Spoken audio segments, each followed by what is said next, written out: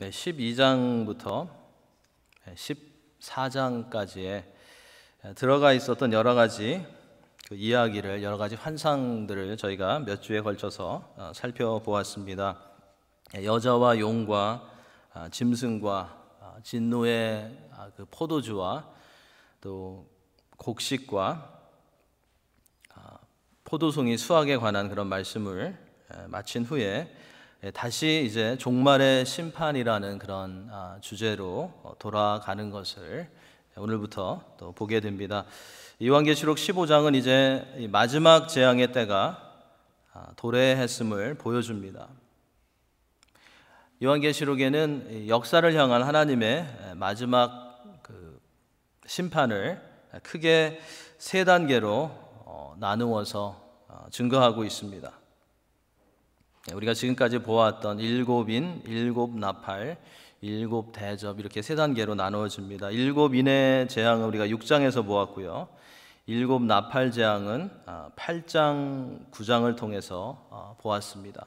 이제 일곱 대접의 재앙을 15장, 16장에서 우리가 보게 됩니다. 15장은 이 마지막 재앙이 시작된다라는 것을 선언하고 있고 그 실제 내용은 우리가 16장 1절부터 보게 될 것입니다. 요한계시록 15장을 시작하면서 사도 요한은 새로운 그런 환상을 보는데 크고 이상한 다른 이적을 보았다라고 말하고 있습니다. 크고 이상한 다른 이적을 보았다라는 이 말을 보면 이 환상은 지금까지 보았던 것과는 무엇인가 조금 다른 그런 환상임을 암시해 주고 있습니다.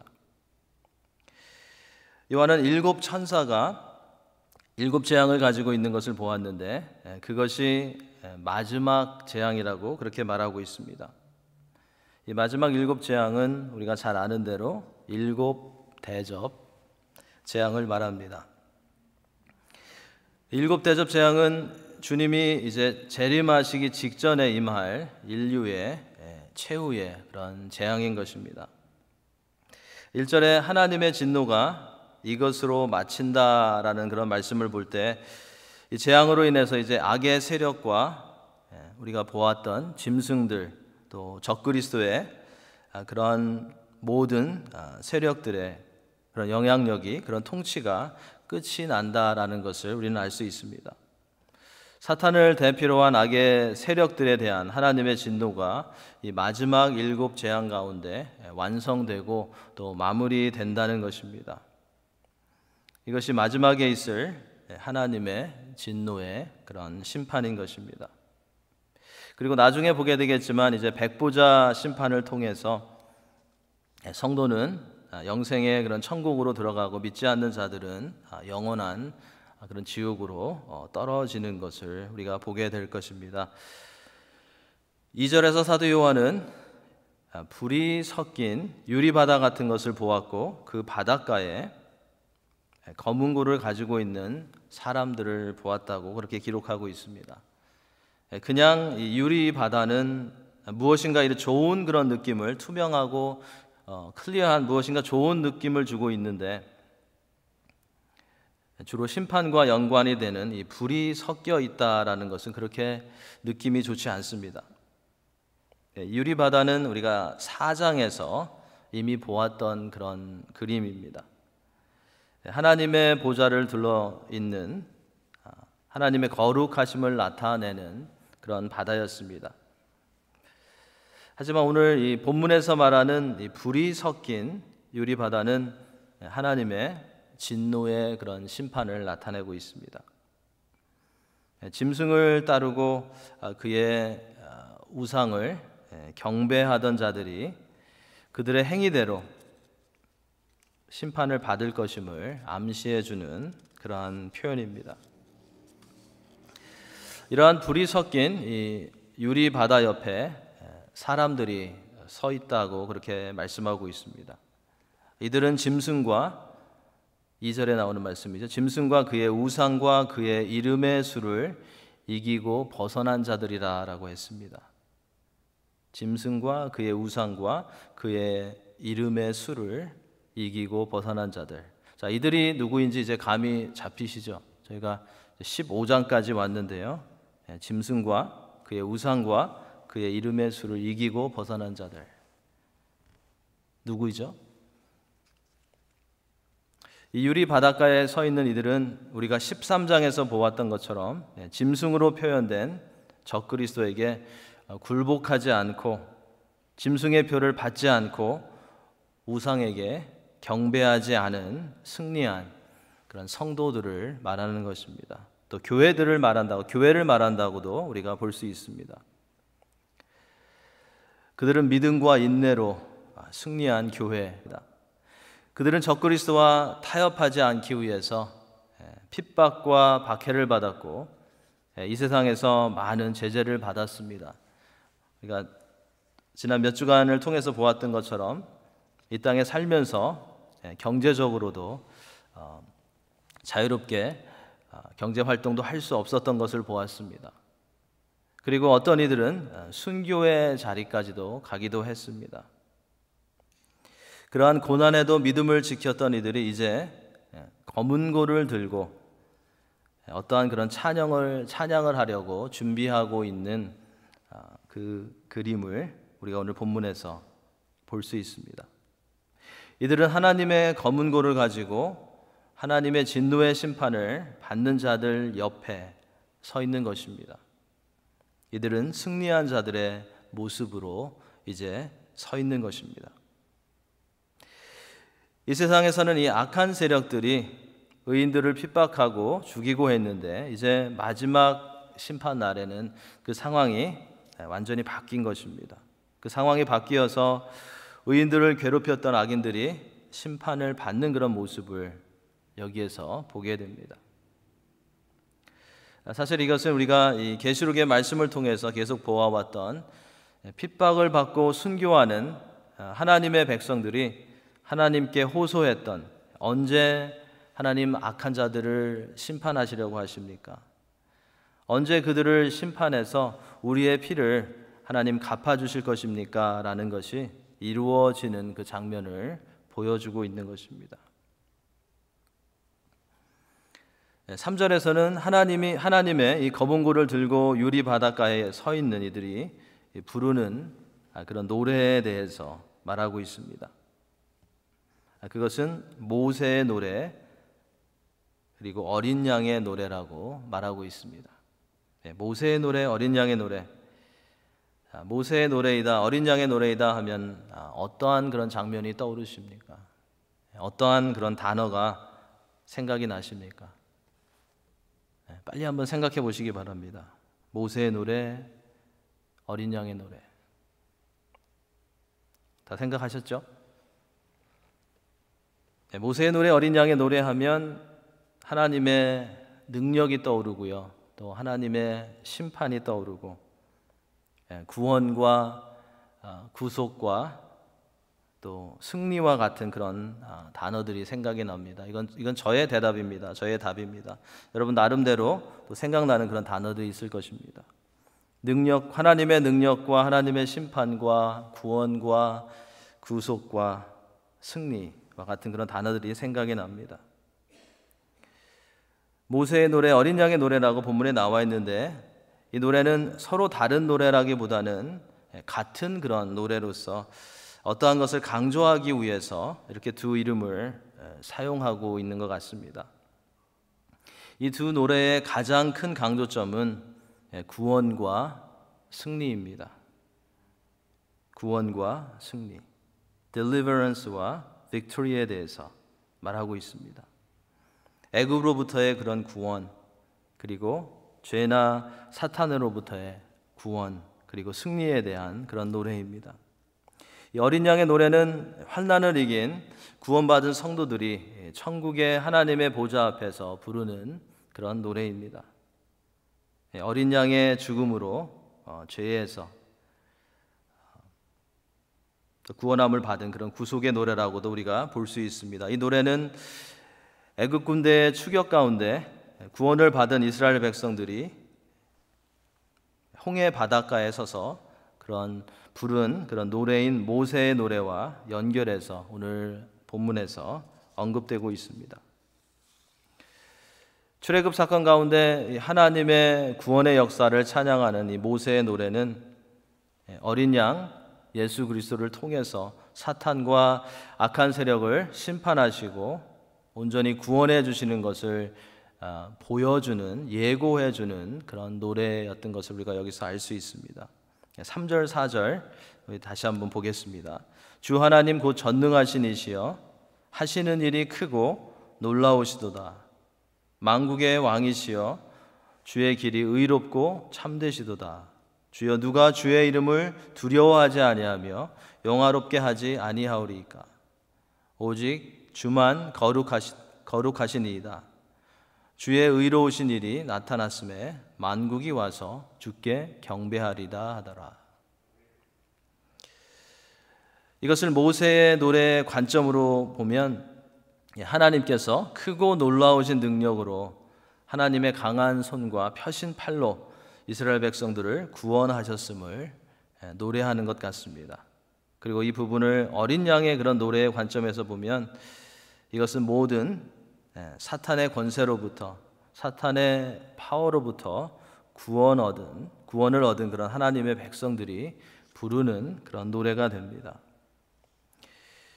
모세의 노래도 놀라운 하나님의 구원의 사건을 노래하는 것이지만 이 어린 양의 노래는 그것보다 더 큰 그런 구원을 노래하고 있습니다.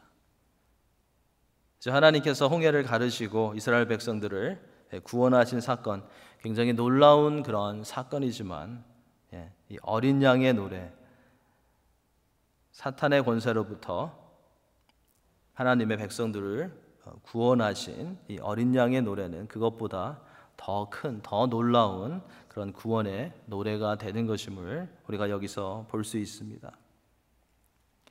이 노래의 내용 중에 거듭 강조되는 중요한 그런 단어가 있습니다. 심판과 연관되는 중요한 단어가 나오는데 3절 후반부와 4절 후반부에 나타나는 주님의 의로우심이라는 그런 단어입니다. 의로우심이라는 단어입니다. 주의 길이 의롭고 참되시도다라고 3절에서 말씀하고 있고요. 주의 의로우신 일이 나타났음에 만국이 와서 주께 경배하리다라고 4절에서 말씀하고 있습니다. 주의 의로우심에 대해서 말씀하고 있습니다. 여기서 의롭다라는 이 단어는 하나님의 심판의 그런 성격을 말해주고 있습니다. 전능하시고 거룩하신 하나님께서 하시는 심판은 사람들이 뭐라고 할 수 없는, 사람들이 아무 말도 할 수 없는 의로운 심판이 될 것임을 말해주는 것입니다. 아무도 하나님께서 하시는 심판에 대해서는 컴플레인 할 수가 없다라는 것입니다.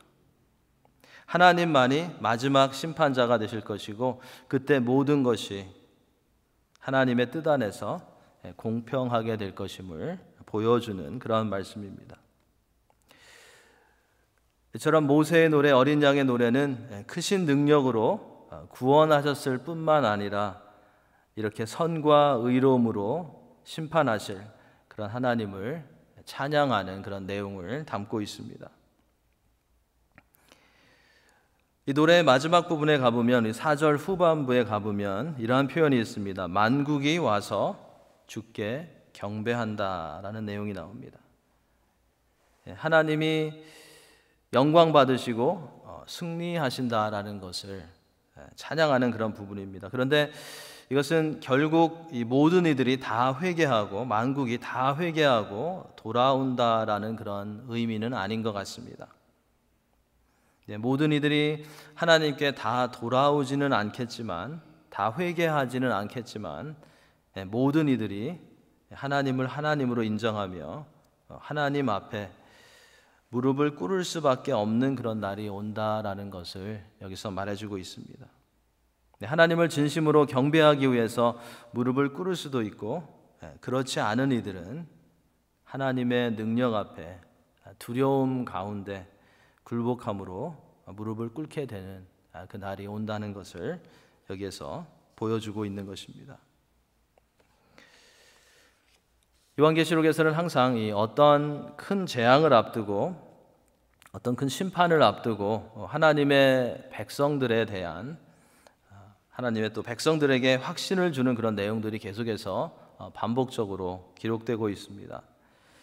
우리가 11장에서는 세 번째 화에 대한 그런 말씀이 시작되기 전에 하나님께 신실한 증인들에 대한, 교회에 대한 그런 말씀이 기록되는 것을 우리가 보았습니다. 14장에 가서는 하나님의 심판의 포도주와 마지막 수확에 대한 말씀 전에 시온산에서 찬양하는 14만 4천의 모습이 기록되는 것을 보았습니다. 오늘 본문인 15장에서도 이제 최후의 7대접 시리즈 심판이 시작되기 전에 끝까지 믿음을 지키고 환난을 통과한 하나님의 백성들의 찬양이 언급되고 있는 것입니다.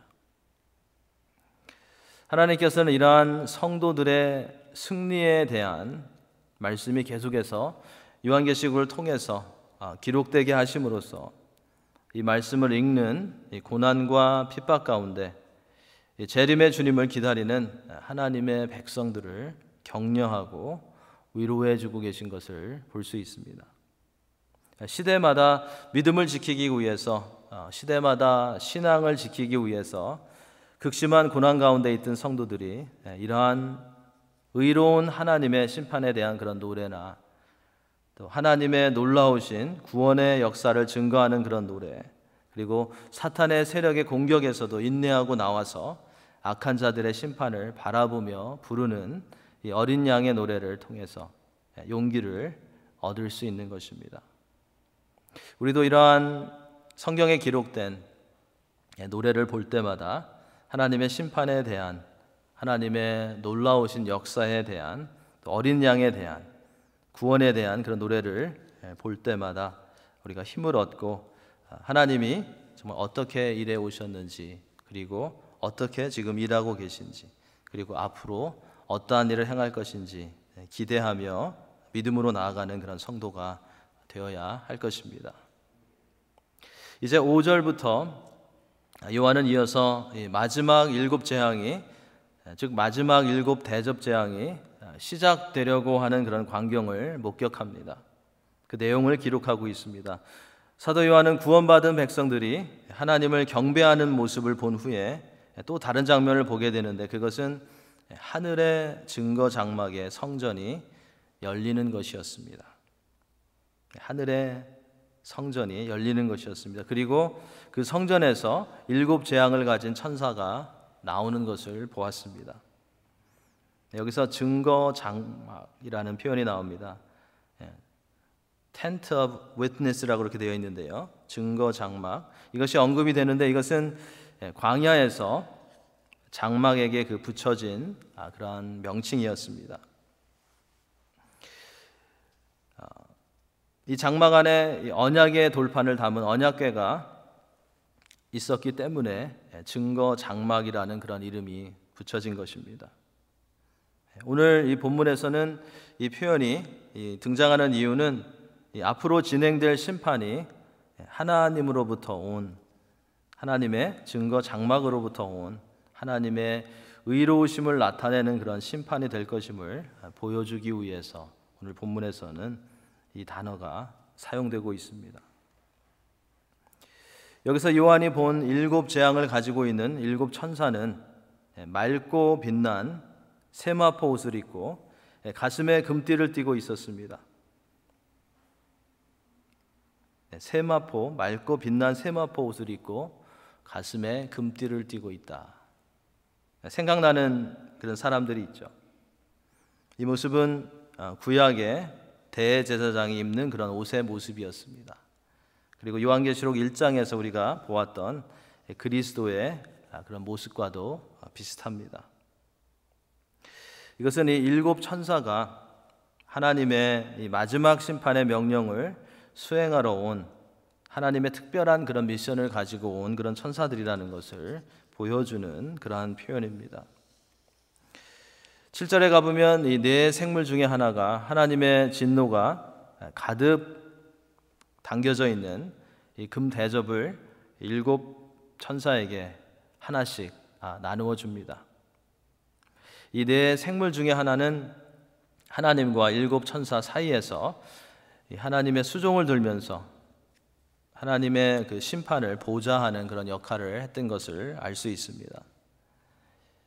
이제 일곱 천사가 이 대접을 받았고, 이제 이 진노가 가득 찬 대접을 천사가 이 땅에 붓기만 하면, 쏟기만 하면 아무도 피할 수 없는 하나님의 진노의 심판이 내려지고 이제 모든 심판이 끝나는 그런 일이 일어나는 것을 보게 됩니다.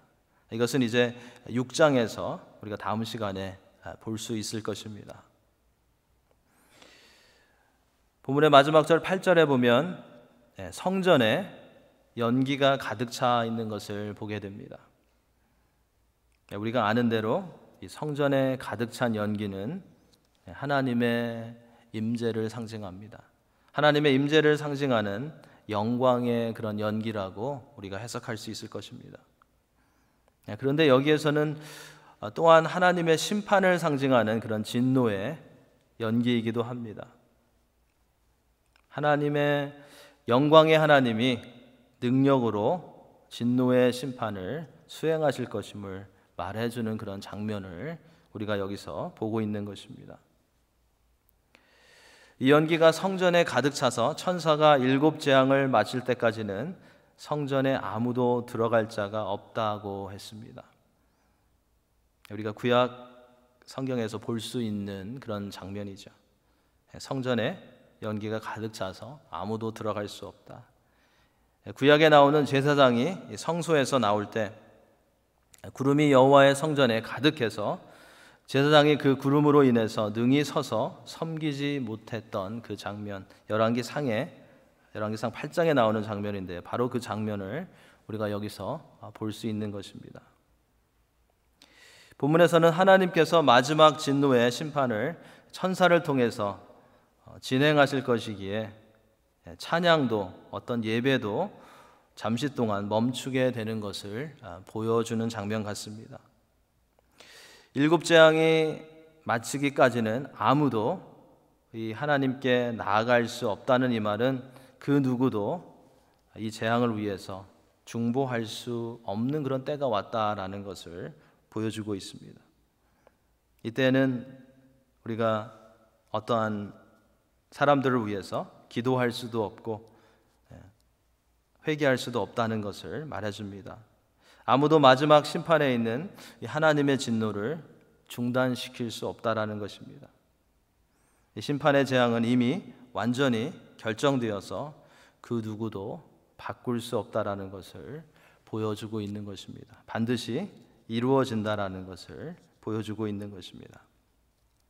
이렇게 해서 15장은 마무리가 됩니다. 오늘 우리가 이 15장의 말씀을 통해서 마지막 최후의 일곱 대접 심판이 부어지기 위해서 하늘의 성전에 하나님의 영광이 가득 차고 또 하나님을 찬양하는 승리와 구원의 노래들이 들리고 일곱 천사들을 통해서 모든 준비가 완료되는 것을 보았습니다.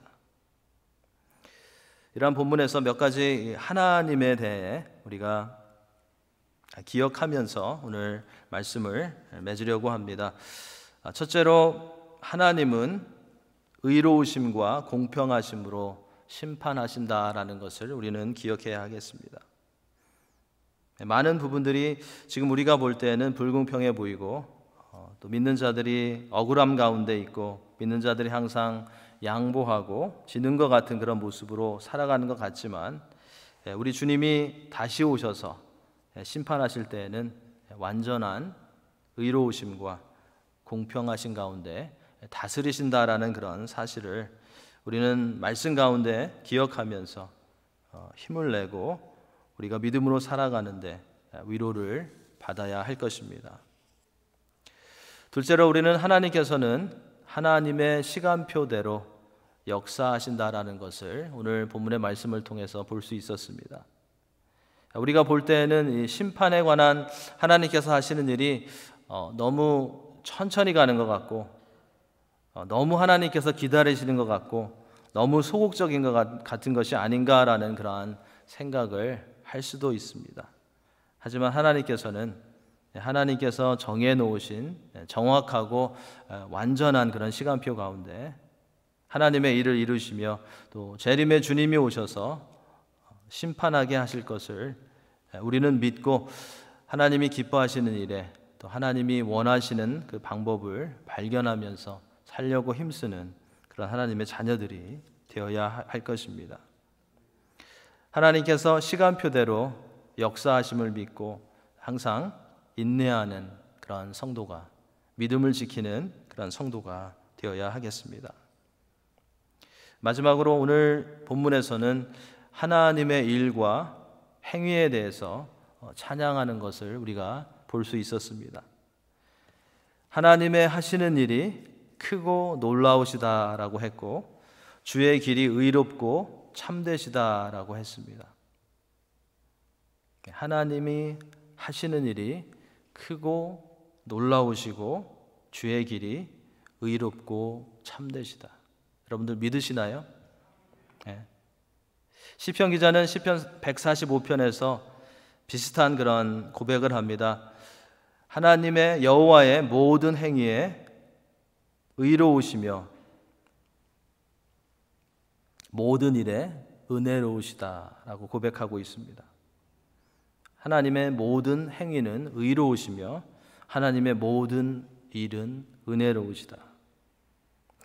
우리도 삶 가운데 하나님과 가까이 있어서 하나님께서 하시는 그런 일을 볼 수 있고 하나님의 뜻을 성령과 말씀 안에서 깨달을 수 있어서 하나님께서 하시는 일이 크고 놀랍고 은혜로우시다라고 항상 고백하며 찬양할 수 있는 그런 성도가 되어야 하겠습니다.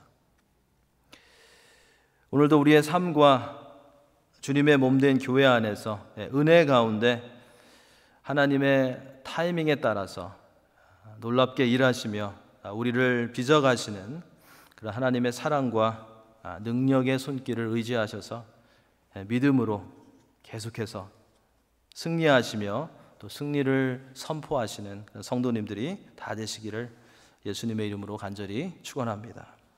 기도하시겠습니다. 아버지 하나님, 매 수요일마다